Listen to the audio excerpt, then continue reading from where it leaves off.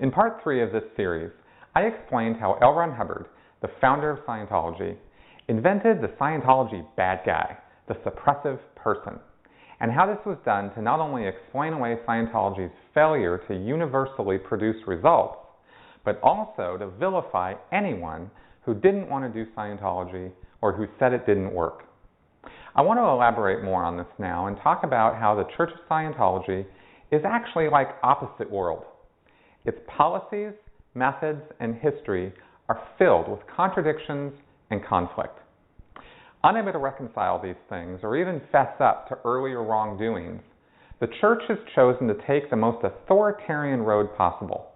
Its public relations people deny that the Church or its leaders have ever done anything wrong and act as though Hubbard and its current leader, David Miscavige, are both incapable of making even the tiniest mistake. And it rules over its members with an iron fist in a somewhat velvet glove. Let me elaborate. At one end, you have the creed of the Church, which states that all men have inalienable rights to think freely, to talk freely, to write freely their own opinions, and to counter or utter or write upon the opinions of others, and that no agency less than God has the power to suspend or set aside these rights overtly or covertly. Inalienable rights means exactly what it says. No one can take them away. This is the same wording used in the United States Constitution. But at the other end of the spectrum, you have the Scientology Justice Codes, which define the various offenses and also lay out the penalties which church members are subjected to if they break the rules. Hubbard actually broke these down into misdemeanors and crimes and high crimes. Here are some of them.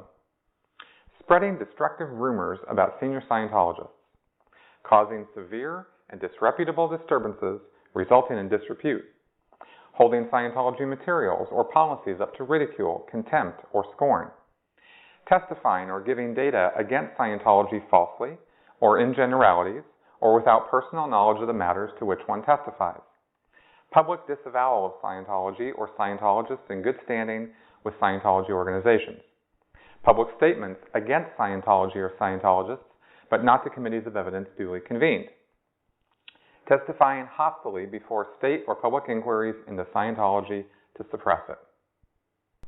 Now, if you pay attention to the wording, some of these are very open to interpretation.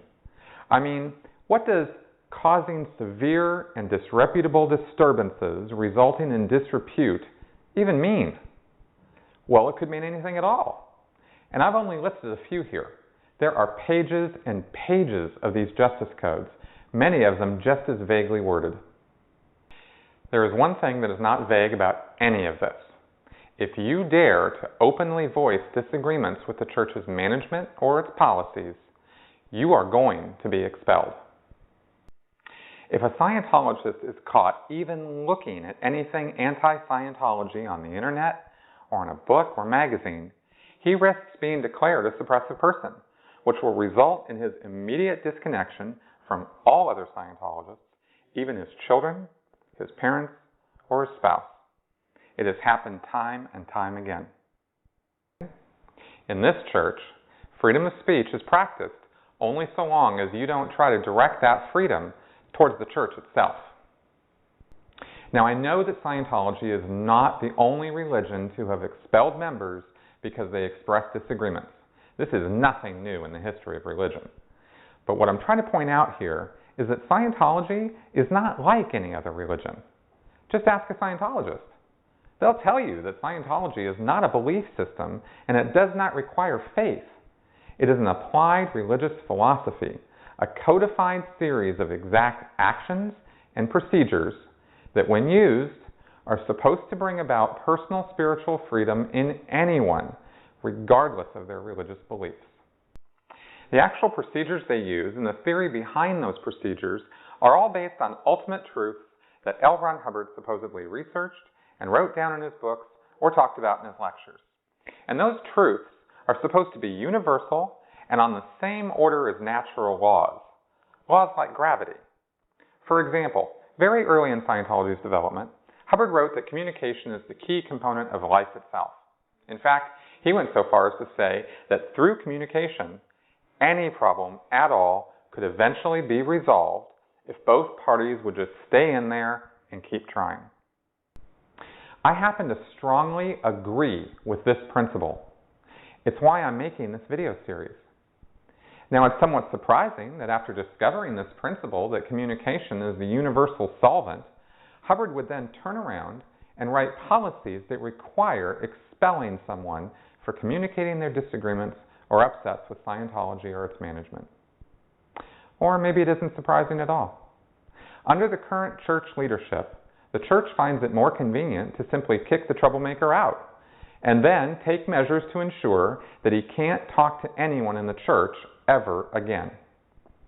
Remarkably, they actually tell the rest of the Scientologists that they gave the person they kicked out every opportunity to handle his situation and make good with the church. No. What they did was try to suppress the hell out of the guy for trying to communicate what was on his mind. And when they couldn't shut him up, they kicked him out. And conveniently, once they kick him out, he's not around to contradict their story, so they can say anything they want to about him. Now, doesn't that seem like a major contradiction? Doesn't it seem like this church should actually practice what it preaches? Well, there is a list of people, thousands long, who have left Scientology and who then spoke out publicly against it.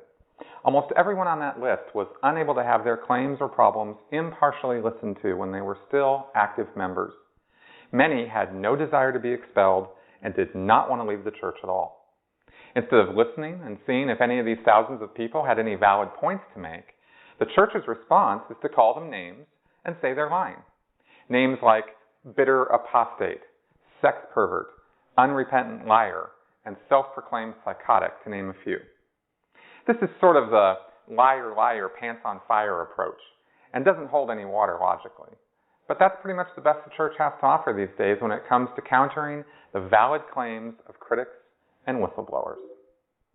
The irony is that many of these whistleblowers were actually trying to just correct some situation where the written word of Hubbard wasn't being followed by some senior executive or manager. Very few of these thousands ever wanted to leave the church at all, much less speak out publicly against it, but the church left them no choice. Now they even have staff and Sea Org members sign these voluminous documents saying that they will never speak out against the church or its executives or denigrate it in any way. These documents have no real authority or power at all. It's not that easy to violate a person's human rights. The right to freedom of opinion and expression and the right to impart information through any media is in the Universal Declaration of Human Rights. It's something the Church of Scientology cannot take away from you. Before the rise of the internet, Scientology's ability to control the flow of information about itself was relatively easy. Suppressing news media at a local newspaper level or stopping a few television reports with threats of legal action were easy enough to arrange. The Church's legal division, originally called the Guardian's Office and now known as the Office of Special Affairs, liked to flex its muscles and did so often to silence public criticism by bringing lawsuits against the whistleblowers. Per Hubbard's policies, the only reason for the lawsuits was to harass and wear the whistleblower down. In many cases, if the complaint stopped, the lawsuit stopped. And where legal threats didn't work, OSA didn't have any problem using much harsher, more underhanded methods, such as harassment, blackmail, and sending false reports to the media and legal authorities to get their targets in very serious trouble. This is all well documented with cases such as Paulette Cooper in the 70s and Monique Rathbun today. However, like many fascist and dictatorial governments are finding in this information age, controlling the flow of information has become harder and harder, and now is a near impossibility.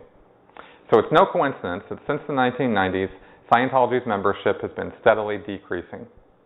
In early 2008, the hacker collective known as Anonymous decided to go head-to-head with Scientology.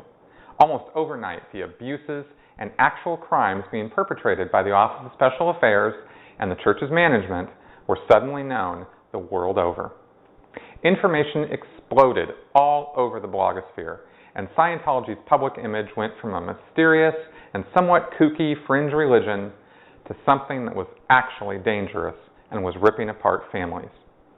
Despite the church's denials, their practices of expulsion and disconnection were now easily proven to be true as more and more stories began to surface with real people coming forward. Then, claims of actual physical abuse being perpetrated by the head of the religion started becoming more widespread, and they were far too numerous to be explained away or shrugged off. So it's no wonder that as more and more of this gets out, members are quietly leaving in higher numbers than ever before. Hubbard died in 1986, and despite all his supposed knowledge of intergalactic civilizations that lasted trillions of years, he somehow never envisioned the internet or the World Wide Web. Using entirely antiquated and inadequate policies, church officials continue to try to squelch the free flow of information to their parishioners and staff with draconian control measures. But the tighter they draw the noose, the more members are slipping through and quietly exiting out the back door. Hubbard said that the hardest thing to kill is an idea. He also said that from a historical perspective, censorship of free thought never works. He commented on this in many places, and he was absolutely right. So I guess he should have taken his own advice, because the policies he wrote that are now being enforced with an iron will, the ones I'm talking about in this video series, are the very policies that are destroying the church. Hubbard may very well have had the best of intentions. Maybe he never thought that what is being done now in his name would ever happen.